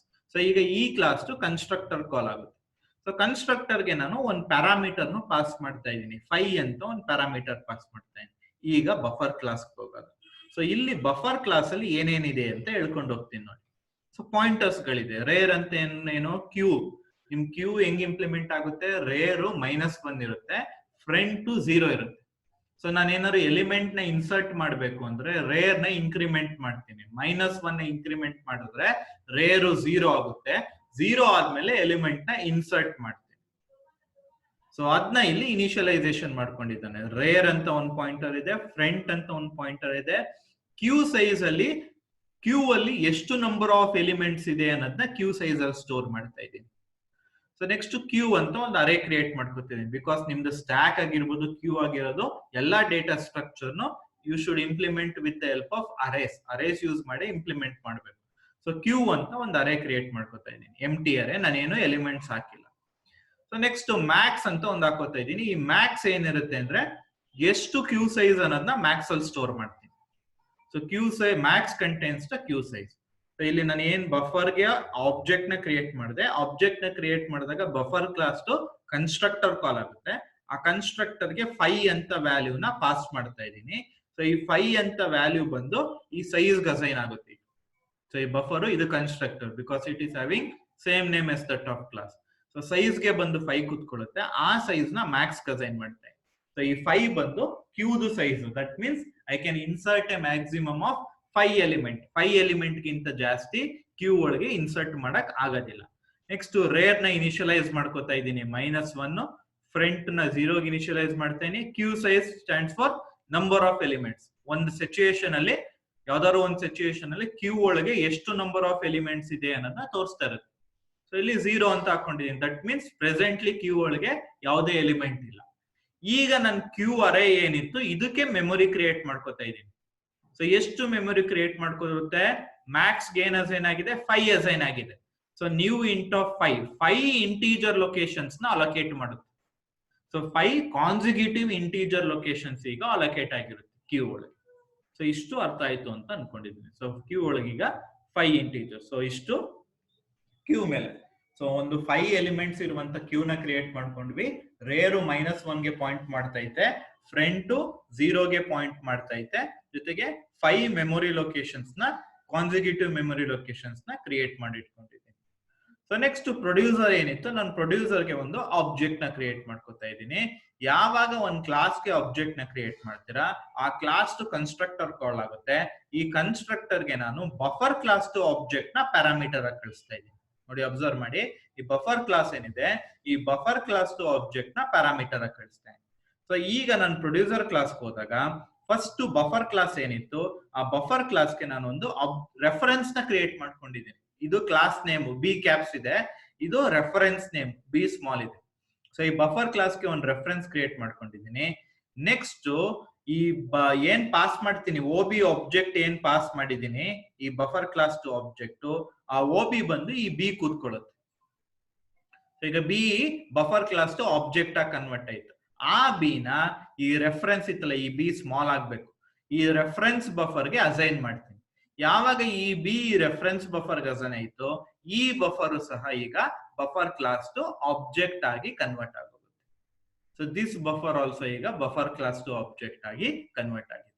So next ಈ ಪ್ರೊಡ್ಯೂಸರ್ ಕ್ಲಾಸ್ ಏನ್ ಆಬ್ಜೆಕ್ಟ್ ಕ್ರಿಯೇಟ್ ಮಾಡಿದೀನಿ, ಆಬ್ಜೆಕ್ಟ್ ಮುಖಾಂತರ ಸ್ಟಾರ್ಟ್ ಮೆಥಡ್ ಕಾಲ್ ಮಾಡ್ತೀನಿ. ಯಾವಾಗ ಈ ಆಬ್ಜೆಕ್ಟ್ ಮುಖಾಂತರ ಸ್ಟಾರ್ಟ್ ಮೆಥಡ್ ಕಾಲ್ ಮಾಡಿದೆ, ಈ ಪ್ರೊಡ್ಯೂಸರ್ ಕ್ಲಾಸ್ ಟು ರನ್ ಮೆಥಡ್ ಕಾಲ್ ಆಗುತ್ತೆ. So because it is a thread, so ಈ ಪ್ರೊಡ್ಯೂಸರ್ ಕ್ಲಾಸ್ ಟು ರನ್ ಮೆಥಡ್ ಕಾಲ್ ಆಗಿ ಇಲ್ಲಿ ಒಂದು ಫಾರ್ ಲೂಪ್ ಬರ್ಕೊಂಡಿದ್ದೀನಿ. ಇದು 1 to 4 0 to 4 ರನ್ ಆಗುತ್ತೆ 5 ಟೈಮ್ಸ್. ಇಲ್ಲಿ ಈ ಬಫರ್ ಕ್ಲಾಸ್ ಟು ಆಬ್ಜೆಕ್ಟ್ ಏನಾಯ್ತು ಈಗ ಇದು ಸ್ಮಾಲ್ ಬಿ, ಈ ಆಬ್ಜೆಕ್ಟ್ ಮುಖಾಂತರ ಇನ್ಸರ್ಟ್ ಮೆಥಡ್ ನ ಕಾಲ್ ಮಾಡ್ತೀನಿ. ಸೊ ಇನ್ಸರ್ಟ್ ಮೆಥಡ್ ಎಲ್ಲಿದೆ, ಬಫರ್ ಕ್ಲಾಸ್ ಒಳಗಿದೆ. ಸೊ ಇನ್ಸರ್ಟ್ ಮೆಥಡ್ ನ ಕಾಲ್ ಮಾಡಿದಾಗ ಐ ವ್ಯಾಲ್ಯೂ 0 ಇನಿಷಿಯಲಿ ಪಾಸ್ ಆಗುತ್ತೆ. ಸೊ ಈ ಬಫರ್ ಏನಿದೆ this is an object of buffer class, ಅದ್ರ ಮುಖಾಂತರ ಇನ್ಸರ್ಟ್ ಮೆಥಡ್ ಕಾಲ್ ಮಾಡ್ತೀನಿ, 0 ವ್ಯಾಲ್ಯೂ ಕಳಿಸ್ತೀನಿ. ಸೊ ಇಲ್ಲಿ ಇನ್ಸರ್ಟ್ ಮೆಥಡ್ ಕಾಲ್ ಮಾಡಿದಾಗ CH ಗೆ 0 ಬಂದು ಕೂತ್ಕೊಂಡಿರುತ್ತೆ. ಸೊ ಇಲ್ಲಿ ಸೇಮ್ ಆಸ್ ಪ್ರೀವಿಯಸ್ ಪ್ರೋಗ್ರಾಮ್ ಮಾಡ್ತೀನಿ. ಹೆಂಗೆ, ನಿಮ್ ಕ್ಯೂ ಸೈಜ್ ಏನಾದ್ರು 5 ಆಗೋಯ್ತು ಅಂದ್ರೆ ಮ್ಯಾಕ್ಸ್ ವ್ಯಾಲ್ಯೂ ಏನು 5, ಕ್ಯೂ ಸೈಜ್ 5 ಆಯ್ತು ಅಂದ್ರೆ ನಿಮ್ ಪ್ರೊಡ್ಯೂಸರ್ ವೆಯ್ಟ್ ಮಾಡ್ಬೇಕು. ಪ್ರೊಡ್ಯೂಸ್ ಮಾಡಕ್ ಆಗಲ್ಲ ಬಿಕಾಸ್ ಮ್ಯಾಕ್ಸಿಮಮ್ ಆಗೋಗಿದೆ ಕ್ಯೂ. ಸೊ ಅದಕ್ಕೆ ನಾನು ಪ್ರೊಡ್ಯೂಸ್ ಮಾಡಕ್ ಆಗಲ್ಲ, ಅವಾಗ ನಿಮ್ ಕ್ಯೂ ವೆಯ್ಟ್ ಮಾಡ್ತಾ ಇರುತ್ತೆ. ಸೊ ಅದಕ್ಕೆ ಇಲ್ಲಿ ವೈಲ್ ಅಲ್ಲಿ ಹಾಕೊಂಡಿದೀನಿ. ಕ್ಯೂ ಸೈಜ್ ಮ್ಯಾಕ್ಸ್ ಎಲ್ಲಿವರೆಗೂ ಆಗಿರುತ್ತೆ ಅಲ್ಲಿವರೆಗೂ ನಿಮ್ producer it cannot insert into the queue, it needs to wait. ಇಲ್ಲ ಈ ಕಂಡೀಷನ್ ಫಾಲ್ಸ್ ಆಯ್ತು ಅಂದ್ರೆ ರೇರ್ ಪಾಯಿಂಟರ್ ನ ಇನ್ಕ್ರಿಮೆಂಟ್ ಮಾಡ್ಕೊಳ್ಳುತ್ತೆ. Rear is equal to rear plus 1 mod marks ಮಾಡಿ ಇನ್ಕ್ರಿಮೆಂಟ್ ಮಾಡ್ಕೊಳ್ಳುತ್ತೆ. ಈಗ ರೇರು -1 ಇತ್ತು, ಇನ್ಕ್ರಿಮೆಂಟ್ ಆದಾಗ 0 ಆಗುತ್ತೆ. ಸೊ ಕ್ಯೂ ಆಫ್ 0 ಗೆ CH ಅಲ್ಲಿ ಏನಿತ್ತು 0 ಇತ್ತು ಅದನ್ನ ಅಸೈನ್ ಮಾಡುತ್ತೆ. ನೆಕ್ಸ್ಟ್ ಕ್ಯೂ ಸೈಜ್ ನ ಇನ್ಕ್ರಿಮೆಂಟ್ ಮಾಡುತ್ತೆ. ಕ್ಯೂ ಸೈಜ್ 0 ಇತ್ತು, ಇನ್ಕ್ರಿಮೆಂಟ್ ಆದಾಗ 1 ಆಗುತ್ತೆ. ಇನ್ಕ್ರಿಮೆಂಟ್ ಆದ್ಮೇಲೆ ನೋಟಿಫೈ ಆಲ್ ಮಾಡುತ್ತೆ. ಯಾವಾಗ ನೋಟಿಫೈ ಆಲ್ ಆಗುತ್ತೆ it will go to consumer. ಕನ್ಸ್ಯೂಮರ್ಗೆ ಹೇಳುತ್ತೆ ನಾನು ಇನ್ಸರ್ಟ್ ಮಾಡಿದೀನಿ ಕ್ಯೂ ಇಂದ, ನೀನೀಗ ಕನ್ಸ್ಯೂಮ್ ಮಾಡ್ಕೋ ಅಂತ ಕನ್ಸ್ಯೂಮರ್ಗೆ ಇನ್ಫಾರ್ಮ್ ಮಾಡುತ್ತೆ. ಆಗ ಕನ್ಸ್ಯೂಮರ್ ಬಂದು ಡಿಲೀಟ್ ಮೆಥಡ್ ನ ಕಾಲ್ ಮಾಡ್ಕೊಂಡಿರುತ್ತೆ ಕನ್ಸ್ಯೂಮ್ ಮಾಡ್ಬೇಕಂತ. ಅವಾಗ ನಾನು ಟ್ರೈ ಬ್ಲಾಕ್ ಒಳಗೆ ಈ ಕಂಡೀಷನ್ ಚೆಕ್ ಮಾಡ್ತೇನೆ, ಕ್ಯೂ ಸೈಜ್ 0 ಅಂತ ಇಲ್ಲ, ಕ್ಯೂ ಸೈಜ್ ಏನಕ್ಕೆ 1 ಆಗಿದೆ, ನಾವು ಒಂದು ಎಲಿಮೆಂಟ್ ನ ಇನ್ಸರ್ಟ್ ಮಾಡಿದೀವಿ. ಸೊ ಈಗ ಕ್ಯೂ ಸೈಜ್ 0 ಅಲ್ಲ. ಸೊ ಕ್ಯೂ ಸೈಜ್ 0 ಆಗಿಲ್ದೇ ಇರೋದ್ರಿಂದ ನಿಮ್ ಕನ್ಸ್ಯೂಮರ್ ವೆಯ್ಟ್ ಹೋಗಲ್ಲ. ಸೊ ಇಲ್ಲಿಗೆ ಬಂದು ಕ್ಯೂ ಆಫ್ ಫ್ರಂಟ್ ಎಷ್ಟಿದೆ 0 ಇದೆ. ಸೊ ಕ್ಯೂ ಆಫ್ 0 ದಲ್ಲಿ ಏನ್ ಎಲಿಮೆಂಟ್ ಮೊದಲನೇ ಎಲಿಮೆಂಟ್ ಇರುತ್ತೆ ಅದನ್ನ ಡಿಲೀಟ್ ಮಾಡ್ಕೊಳ್ಳಿ. ಸೊ ಡಿಲೀಟ್ ಮಾಡ್ಕೊಂಡು ಫ್ರಂಟ್ ಪುನಃ ಇನ್ಕ್ರಿಮೆಂಟ್ ಆಗುತ್ತೆ. ನೆಕ್ಸ್ಟ್ ಕ್ಯೂ ಸೈಜ್ ನ ಡಿಕ್ರಿಮೆಂಟ್ ಮಾಡುತ್ತೆ. ಕ್ಯೂ ಸೈಜ್ ಡಿಕ್ರಿಮೆಂಟ್ ಆದಾಗ 1 ಇತ್ತು ಕ್ಯೂ ಸೈಜ್, ಡಿಕ್ರಿಮೆಂಟ್ ಆದಾಗ ಕ್ಯೂ ಸೈಜ್ 0 ಆಗೋಗುತ್ತೆ. ಯಾವಾಗ ಕ್ಯೂ ಸೈಜ್ 0 ಆಗುತ್ತೆ ನಿಮ್ ಕನ್ಸ್ಯೂಮರ್ ಆವಾಗ ವೆಯ್ಟ್ ಮೋಡ್ಗೆ ಹೋಗುತ್ತೆ. ಕನ್ಸ್ಯೂಮರ್ ವೆಯ್ಟ್ ಮೋಡ್ಗೆ ಹೋಗಿ ಪ್ರೊಡ್ಯೂಸರ್ಗೆ ನೋಟಿಫೈ ಮಾಡುತ್ತೆ. ಆಗ ನಿಮ್ ಪ್ರೊಡ್ಯೂಸರ್ ವಾಪಸ್ ಪುನಃ ಪ್ರೊಡ್ಯೂಸ್ ಮಾಡುತ್ತೆ. ಈ ತರ ಪ್ರೊಡ್ಯೂಸರ್ ಪ್ರೊಡ್ಯೂಸ್ ಮಾಡಿದ ತಕ್ಷಣ ಕ್ಯೂ ಸೈಜ್ 1 ಆಗುತ್ತೆ. ತಕ್ಷಣ ನಿಮ್ ಕನ್ಸ್ಯೂಮರ್ ಕನ್ಸ್ಯೂಮ್ ಮಾಡ್ಕೊಬಿಡುತ್ತೆ. ಕನ್ಸ್ಯೂಮ್ ಮಾಡಾದ್ಮೇಲೆ ಕ್ಯೂ ಸೈಜ್ 0 ಆಗುತ್ತೆ. ಅವಾಗ it will go to wait state and it will inform the producer. This is how your producer and consumer communicate with each other with the help of wait and notify methods. ಈ wait ಮತ್ತೆ notify all methods use ಮಾಡ್ಕೊಂಡು ನಿಮ್ producer consumer communicate ಮಾಡ್ಕೊಳ್ತವೆ. ಇದೇ ರೀತಿ ಪ್ರೊಡ್ಯೂಸರ್ಗೆ ಮಾಡ್ದಂಗೆ consumer ಒಂದು object ನ create ಮಾಡ್ಕೊಳ್ಳುತ್ತೆ. ಯಾವಾಗ ಕನ್ಸ್ಯೂಮರ್ ಆಬ್ಜೆಕ್ಟ್ ನ ಕ್ರಿಯೇಟ್ ಮಾಡ್ತೀವಿ ಆ ಕನ್ಸ್ಯೂಮರ್ದು ಕನ್ಸ್ಟ್ರಕ್ಟರ್ ಕಾಲ್ ಆಗುತ್ತೆ. ಕನ್ಸ್ಟ್ರಕ್ಟರ್ಗೆ ಈ ಬಫರ್ ಕ್ಲಾಸ್ ಟು ಆಬ್ಜೆಕ್ಟ್ ನ ಪ್ಯಾರಾಮೀಟರ್ ಆಗಿ ಕಳಿಸ್ತಾ ಇದ್ದೀನಿ. ಸೊ ಈಗ ಈ ಬಫರ್2 ಅಂತ ಏನಿದೆ ಬಫರ್ದು ರೆಫರೆನ್ಸ್ ಆಗಿರುತ್ತೆ. ಯಾವಾಗ ಈ ಬಿ ಗೆ OB ಬಂದು ಕೂತ್ಕೊಂಡಿರುತ್ತೆ ಬಫರ್ದು ಆಬ್ಜೆಕ್ಟ್, ಆ ಬಿ ನ ಬಫರ್2 ಆಗ್ತಾ ಇದೀನಿ. Now buffer two became an object of buffer class. So ಈ ಕನ್ಸ್ಯೂಮರ್ ಕ್ಲಾಸ್ ಟು ಆಬ್ಜೆಕ್ಟ್ ಮುಖಾಂತರ ಸ್ಟಾರ್ಟ್ ನ ಕಾಲ್ ಮಾಡಿದಾಗ ಈ ಕನ್ಸ್ಯೂಮರ್ ಕ್ಲಾಸ್ ಟು ರನ್ ಮೆಥಡ್ ಹೋಗುತ್ತೆ. ಅಲ್ಲಿ ಆ ಪರ್ಟಿಕ್ಯುಲರ್ ಆಬ್ಜೆಕ್ಟ್ ಏನಿತ್ತು ಬಫರ್2 ಅದ್ರ ಮುಖಾಂತರ ಡಿಲೀಟ್ ಕಾಲ್ ಮಾಡುತ್ತೆ. ಸೊ ಇಲ್ಲಿ ಯಾವ ರೀತಿ ಕಮ್ಯುನಿಕೇಶನ್ ಆಗ್ತಾ ಇದೆ ಅನ್ನೋದನ್ನ ಇಲ್ಲಿ ಎಕ್ಸ್ಪ್ಲೈನ್ ಮಾಡಿದೆ. ಕ್ಯೂ ಸೈಜ್ ಮ್ಯಾಕ್ಸ್ ಇದ್ದಾಗ ಪ್ರೊಡ್ಯೂಸರ್ ವೆಯ್ಟ್ ಮಾಡ್ತಾ ಇರುತ್ತೆ ಬಿಕಾಸ್ ಕ್ಯೂ ಫುಲ್ ಆಗೋಗಿದೆ. ಪ್ರೊಡ್ಯೂಸರ್ ಫರ್ದರ್ ಪ್ರೊಡ್ಯೂಸ್ ಮಾಡಕ್ಕಾಗಲ್ಲ. So producer will be in waiting state. ಈ ಕಂಡೀಷನ್ ಫಾಲ್ಸ್ ಆಯ್ತು ಅಂದ್ರೆ ಪ್ರೊಡ್ಯೂಸರ್ ಪ್ರೊಡ್ಯೂಸ್ ಮಾಡುತ್ತೆ. ಸೊ ಕ್ಯೂ ಸೈಜ್ ಇಂಕ್ರಿಮೆಂಟ್ ಮಾಡುತ್ತೆ. ಸೊ ಕ್ಯೂ ಸೈಜ್ ಈಗ 1 ಆಯ್ತು, ಕ್ಯೂ ಸೈಜ್ 0 ಆಯ್ತು, ಇಂಕ್ರಿಮೆಂಟ್ ಆದಾಗ 1 ಆಯ್ತು. ಸೊ ಇನ್ಸರ್ಟ್ ಮಾಡಿದ ತಕ್ಷಣ ಅದು ನೋಟಿಫೈ ಮಾಡುತ್ತೆ ಕನ್ಸ್ಯೂಮರ್ಗೆ. ಅವಾಗ ಕನ್ಸ್ಯೂಮರ್ ಕ್ಯೂ ಸೈಜ್ 0 ನ ಚೆಕ್ ಮಾಡುತ್ತೆ, ಇಲ್ಲ ಕ್ಯೂ ಸೈಜ್ ಈಗ 1 ಎಲಿಮೆಂಟ್ ನ ಪ್ರೊಡ್ಯೂಸರ್ ಇನ್ಸರ್ಟ್ ಮಾಡಿದೆ. ಆವಾಗ ನಿಮ್ ಕನ್ಸ್ಯೂಮರ್ ಕನ್ಸ್ಯೂಮ್ ಮಾಡ್ಕೊಳ್ಳುತ್ತೆ. ಆಮೇಲೆ ಕ್ಯೂ ಸೈಜ್ ನ ಡಿಕ್ರಿಮೆಂಟ್ ಮಾಡುತ್ತೆ. ಯಾವಾಗ ಕ್ಯೂ ಸೈಜ್ ಡಿಕ್ರಿಮೆಂಟ್ ಆಗುತ್ತೆ, 1 ಇದ್ದು 0 ಆಗುತ್ತೆ. 0 ಆದ ತಕ್ಷಣ ಈ ಕಂಡೀಷನ್ ಟ್ರೂ ಆಗುತ್ತೆ, 0 = 0. ಕನ್ಸ್ಯೂಮರ್ ವೇಟಿಂಗ್ ಸ್ಟೇಟ್ ಹೋಗುತ್ತೆ, ಪ್ರೊಡ್ಯೂಸರ್ಗೆ ಇನ್ಫಾರ್ಮ್ ಮಾಡುತ್ತೆ, ಪ್ರೊಡ್ಯೂಸರ್ ಪುನಃ ಪ್ರೊಡ್ಯೂಸ್ ಮಾಡಕ್ ಹೋಗುತ್ತೆ. ಸೊ ಈ ತರ ನೀವು you can implement bounded buffer problem with the help of a data structure called as queue using two main methods, which is wait and notify all. ಯಾವ ಕ್ಯೂ ಸೈಜ್ 0 ಇರುತ್ತೆ, Q ಅಲ್ಲಿ ಏನು element ಇಲ್ಲ, consumer wait ಮಾಡ್ತಾರೆ. ಯಾವ Q size 0 ಇರಲ್ಲ, ಅವಾಗ Q ಅಲ್ಲಿ ಎಲಿಮೆಂಟ್ ಇದೆ ಅಂತ ಅವಾಗ ಕನ್ಸ್ಯೂಮರ್ ಕನ್ಸ್ಯೂಮ್ ಮಾಡ್ಕೊಂಡು ಪ್ರೊಡ್ಯೂಸರ್ಗೆ ನೋಟಿಫೈ ಮಾಡುತ್ತೆ, ನಾನು ಡಿಲೀಟ್ ಮಾಡಿದ್ದೀನಿ ಕ್ಯೂ ಇಂದ ಎಲಿಮೆಂಟ್ ನ, ನೀನ್ ಪುನಃ ಇನ್ಸರ್ಟ್ ಮಾಡು ಅಂತ ನೋಟಿಫೈ ಮಾಡುತ್ತೆ. So this is how you can implement bounded buffer problem with the help of these 4 main classes. Buffer class ಒಂದು, producer thread class, consumer thread class, main function ಇರುವಂತ demo class. So this completes this particular presentation session. In this session we covered inter thread communication ಅಂದ್ರೆ ಏನು ಅಂತ ಹೇಳಿದ್ವಿ. Then producer consumer problem ಅಲ್ಲಿ ಯಾವ ರೀತಿ CPU cycles wastage ಆಗ್ತಾ ಇತ್ತು, ಅದನ್ನ ಓವರ್ಕಮ್ ಮಾಡಕ್ಕೆ ನಾವು ಯಾವ ಕಾನ್ಸೆಪ್ಟ್ ಯೂಸ್ ಮಾಡಿದ್ವಿ, ಮಲ್ಟಿ ಥ್ರೆಡಿಂಗ್ ಅನ್ನೋ ಕಾನ್ಸೆಪ್ಟ್ ಯೂಸ್ ಮಾಡಿದ್ವಿ. ಆ ಮಲ್ಟಿ ಥ್ರೆಡಿಂಗ್ ಅನ್ನೋ ಕಾನ್ಸೆಪ್ಟ್ ಅಲ್ಲಿ ಇಷ್ಟು ಮೆಥಡ್ಸ್ ಗಳು ಯೂಸ್ ಆಗ್ತಾ ಇತ್ತು, ವೇಟ್, ನೋಟಿಫೈ ಆಲ್. ಸೊ ಅದು ಯಾವ ರೀತಿ ಅನ್ನೋದನ್ನ ಈ ಎಕ್ಸಾಂಪಲ್ ಮುಖಾಂತರ, ಜಾವಾ ಪ್ರೋಗ್ರಾಮ್ ಎಕ್ಸಾಂಪಲ್ ಮುಖಾಂತರ ಡೀಟೇಲ್ ಆಗಿ ಅಬ್ಸರ್ವ್ ಮಾಡೋದು. ಅದೇ ರೀತಿ bounded buffer problem similar to producer consumer problem, but it will be implemented with the help of a data structure called as queue. These 2 questions are very much important from exam point of view. You can expect at least 1 question, at least ಅಲ್ಲ at most ಒಂದೇ question ಕೇಳಬಹುದು. ಇವೆರಡರಿಂದ ಒಂದು question ನ ಕೇಳ್ತಾನೆ ಅಂತ ಅನ್ಕೊಂಡಿದ್ದೀನಿ. So better you prepare for both this 2 question. Producer consumer problem ನ ಯಾವ ರೀತಿ ಎಕ್ಸ್ಪ್ಲನೇಷನ್ ಬರ್ದು ಯಾವ ರೀತಿ ಜಾವಾ ಪ್ರೋಗ್ರಾಮ್ ಅಲ್ಲಿ ಇಂಪ್ಲಿಮೆಂಟ್ ಮಾಡಬಹುದು, ಅದೇ ರೀತಿ ಬೌಂಡೆಡ್ ಬಫರ್ ಪ್ರಾಬ್ಲಮ್ ಗೆ ಇಷ್ಟು ಎಕ್ಸ್ಪ್ಲನೇಷನ್ ಬರ್ದು ಯಾವ ರೀತಿ ಜಾವಾ ಪ್ರೋಗ್ರಾಮ್ ಅಲ್ಲಿ ಇಂಪ್ಲಿಮೆಂಟ್ ಮಾಡಬಹುದು ಅನ್ನೋದನ್ನ ಅರ್ಥ ಮಾಡ್ಕೋಬೇಕು. So this is very much important from exam point of view. If you get any doubts with respect to this presentation session, you can call or ping me. Thank you.